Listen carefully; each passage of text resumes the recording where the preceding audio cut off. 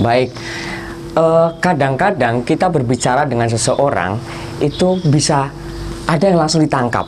Dan ada sebagian yang susah untuk ditangkap. Ini maksudnya apa ya bicaranya ini? Ini sebetulnya seperti apa sih, Coach Fusna? Baik. Jadi ini yang namanya keterampilan berbicara. Ya. Setiap orang bisa mengeluarkan suara. Setiap orang bisa ngomong. Tapi tidak semua orang bisa berkomunikasi dengan baik. Kalau sekedar ngomong, ibarat bayi saja bisa. Semuanya bisa ngomong gitu ya. Bisa ngomong. Tapi gitu bagaimana berkomunikasi dengan baik, inilah pentingnya. Tepat sekali. Tidak semua orang yang bisa ngomong bisa berkomunikasi. Ya. Ya, tadi Mas Inung bilang bahwa ini kok orang ngomongnya intinya di mana sih? Betul, gitu ya? kadang-kadang bulat-bulat begitu ya, muter-muter, arahnya kemana kita nggak tahu gitu kan? Iya betul. Ada yang begitu dengar, oh yes, I get the point gitu kan? Iya. Aku bisa ngerti apa yang engkau omongkan. Bahkan ada yang bilang, oh, aku dengarkan kamu bicara, rasanya kok tenang ya. Pernah nggak kerasa gitu ya? Betul. Ini kalau dengar suara gini saja, masalah selesai. Iya, benar. Dengar suara seperti ini, penyakit sembuh. Iya, Gitu ya? hanya dengar suaranya saja bisa semangat begitu Iya, kan? betul sekali ya. Jadi ada suara yang bisa bikin semangat, Iya. ada suara yang bisa bikin damai, Iya, begitu. betul, Ada betul. suara yang ada suara yang bisa bikin tenang, ya. Langsung saja mungkin saya akan hubungkan dengan materi yang biasanya saya sampaikan di dalam seminar-seminar, yaitu namanya Hypno Public Speaking. Ternyata ada materinya ya ini ya, ada tekniknya juga. Wah, Yes. keren sekali nih. Ada yang namanya Hypno Public Speaking.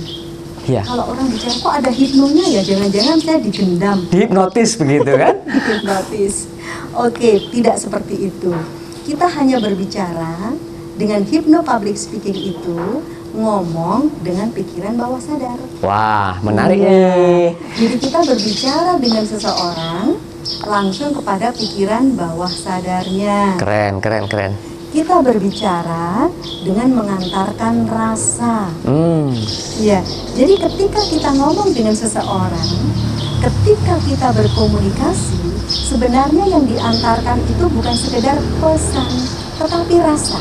Oh, ada Iya. komunikasi, yang diantarkan kedua adalah rasa. Iya. Jadi ketika kita berbicara, itu yang disampaikan bukan sekedar Pesan. tetapi rasa. Rasa. Oke, sekarang saya mau ngobrol nih sama Om Inung. Kalau nih, kita akan bicara nih dengan Mas Inung. Ada kata terdiri dari 4 huruf, KAMU. Ya, bacanya apa? Kamu. Yes. Santai aja kita bilang kamu. Karena KAMU bacanya kamu. Iya. Kalau ini disampaikan dengan wajah yang marah gitu, kata kamu bunyinya seperti apa? Kamu. Nah, oke. Sekarang makin marah lagi seperti apa? Kamu. Kalau orang rasanya gemes menyimpan marah yang nggak keluar, bilangnya gimana? Kamu. Itu kan kadang ya? Iya, karena gemes ya, ada emosional, ikatan emosional di situ. Iya. Orang lagi gemes. Kamu ini ya. Nah, gitu. Pakai nunjuk juga, Iya. kan? Tangan akhirnya nunjuk gitu. Ini kata KAMU. Iya, Sekarang- hanya satu kata saja. Iya, sekarang kata kamu itu disampaikan oleh seseorang yang lagi jeru-jerunya gitu ya. Lagi jeru-jerunya tapi dibikin ambiar.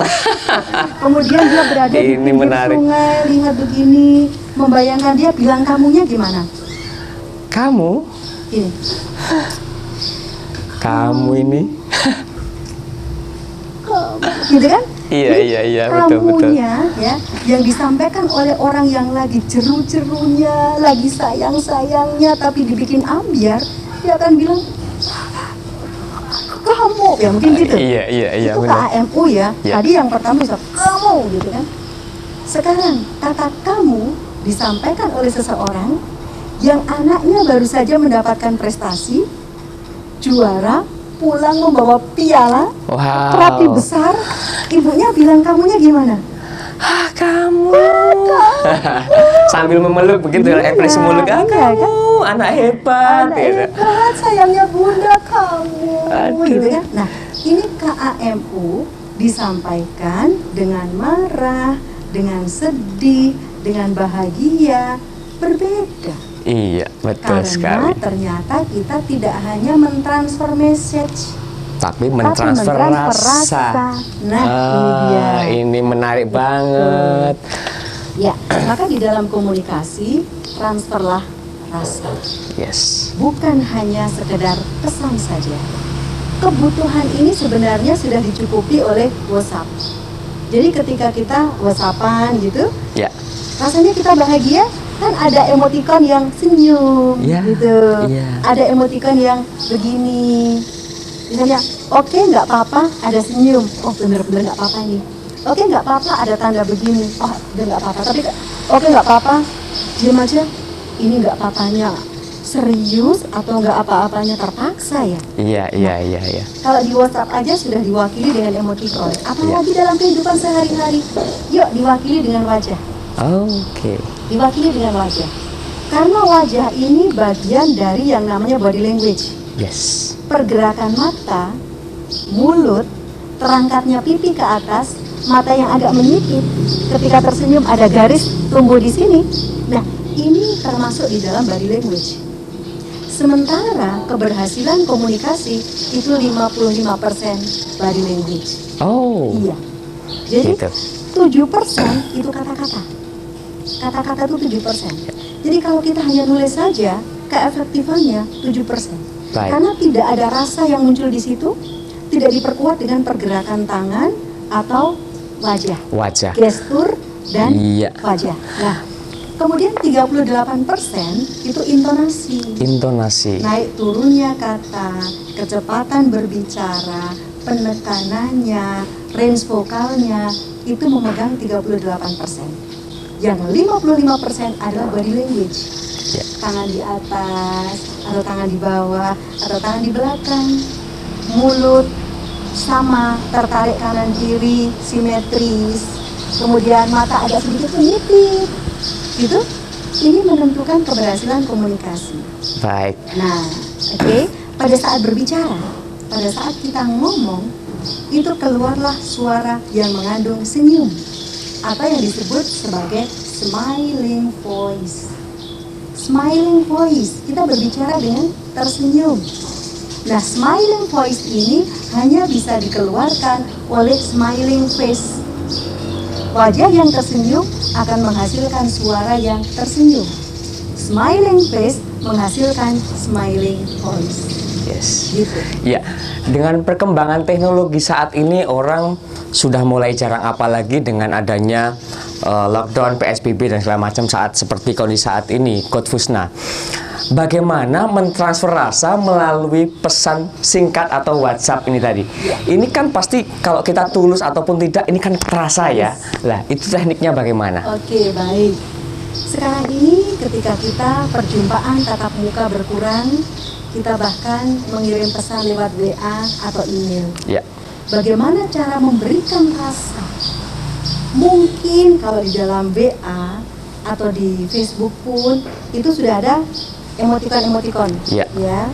Dikasih senyum kah, dikasih pelukan kah, itu wakil dari rasa kita.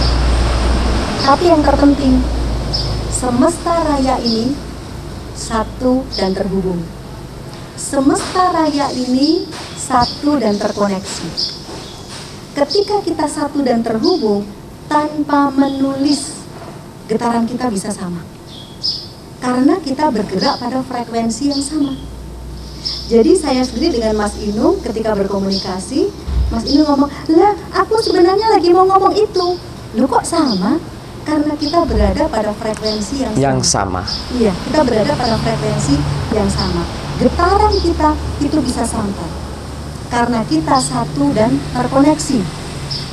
Kadang-kadang orang memikirkan, saya lagi kepikiran Mas Inung ya.